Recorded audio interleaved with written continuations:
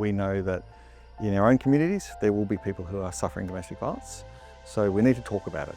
I wanted to bring Ashton in today. He came from a tech background himself, and I think he realised that there was actually a way that we can put technology to good use in these types of situations.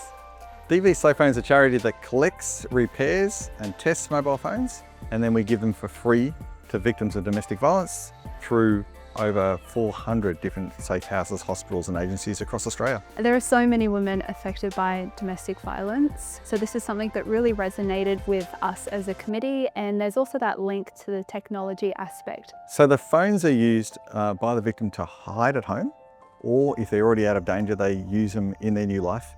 So these phones are called safe phones. In fact, we recommend they put a hammer through the old phone if it's not needed for evidence of harassment, because it's probably being tracked or monitored. I think for me, it's really highlighted a huge problem, that's very close to home, that affects a lot of people that we potentially all know, that we might work with, that might be our friends, our family. It's obviously not a problem that's minimising in terms of its impact and how many people it affects. It's obviously a growing problem, so that's the reason that I think we're increasing the nature of our involvement with DV Safe Phone. I genuinely have one old phone sitting in my desk drawer at home.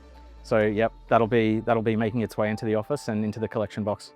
We know there's enough phones out there to solve this problem in Australia. So let's get these phones, let's get them tested, let's flood the network, the police stations, safe houses and hospitals with phones, so that this is not an inhibitor to victims getting the help and support they need.